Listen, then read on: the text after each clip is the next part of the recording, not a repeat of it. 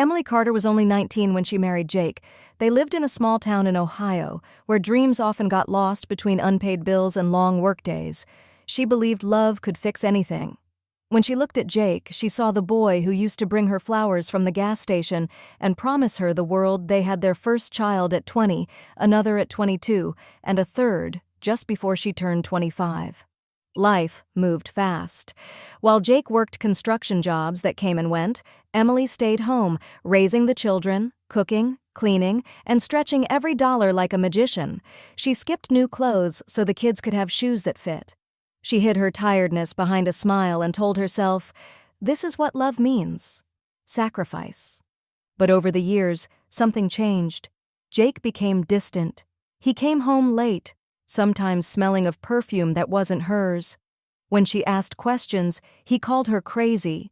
When she cried, he said she was too emotional. The man who once held her hand now used silence and words like weapons. The manipulation was slow, like poison. He made her doubt her own memories, her own worth. She believed him when he said no one else would want her, a mother of 3 with no degree, no career. For years, she lived in the shadow of his moods. Then came the night everything broke. He didn't come home. Days passed before she learned the truth. Jake had left. No note, no goodbye, just gone.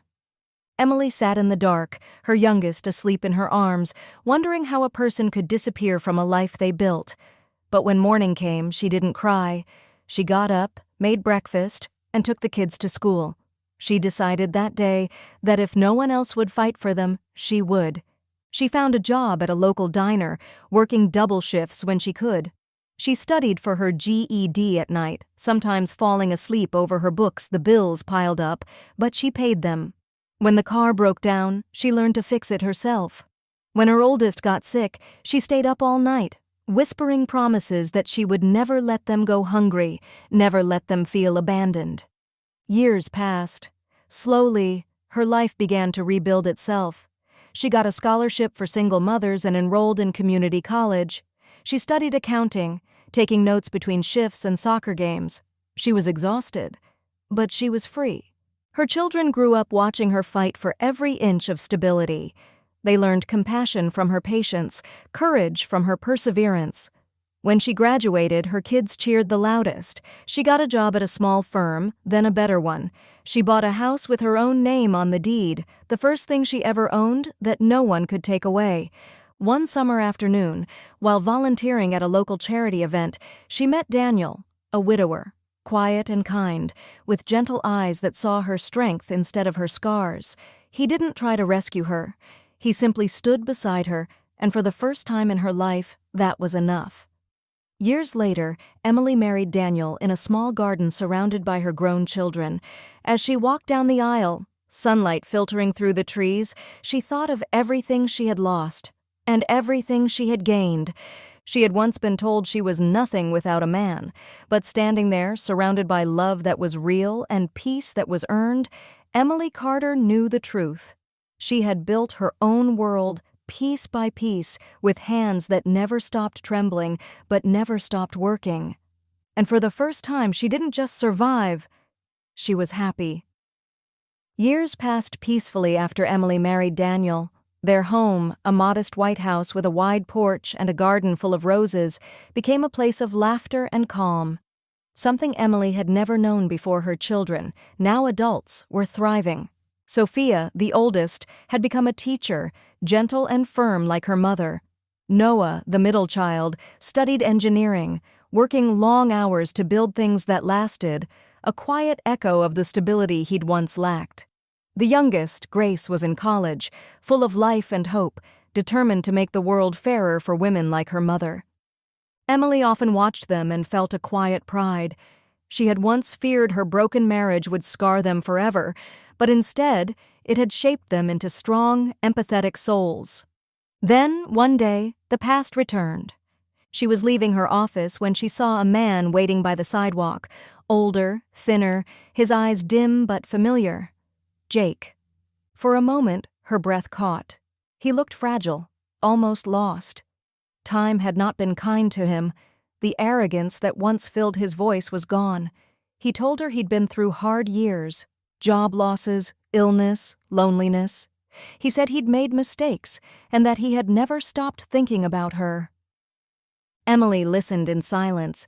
Years ago, his words would have broken her. Now, they meant nothing.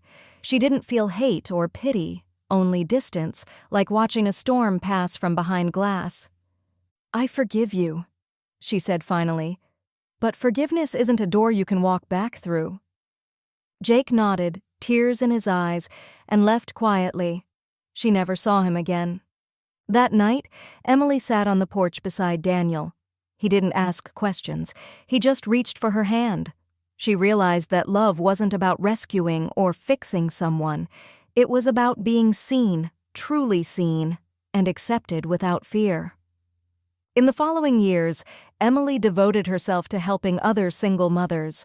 She started a foundation that offered childcare, education grants, and job training.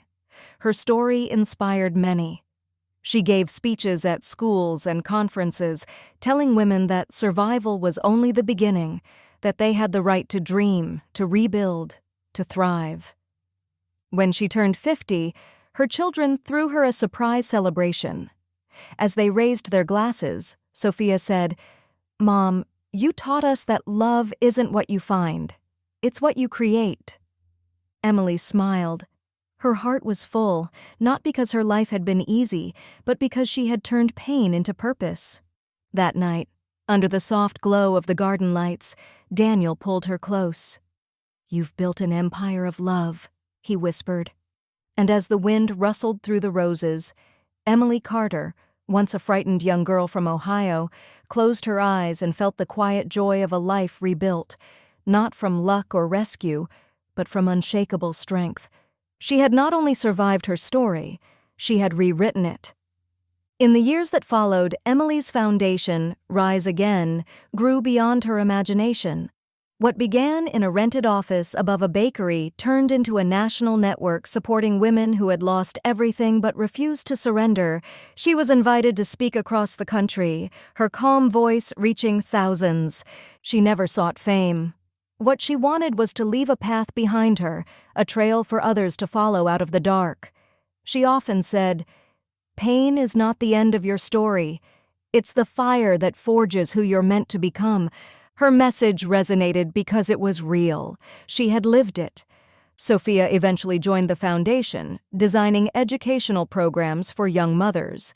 Noah opened a small engineering firm and used part of his profits to sponsor scholarships in his mother's name.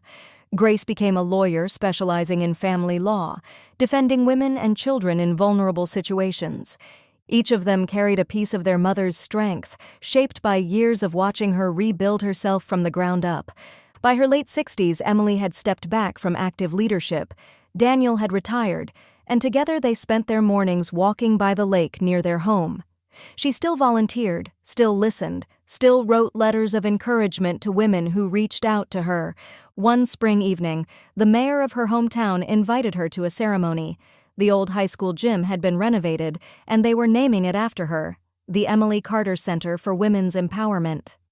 As she stood at the podium, her children and grandchildren in the front row, she thought about the girl she used to be, frightened, voiceless, uncertain.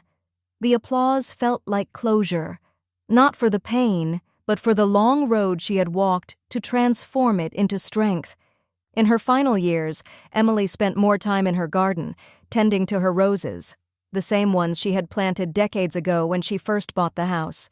They had survived storms, frost, and years of neglect, yet every spring they bloomed again.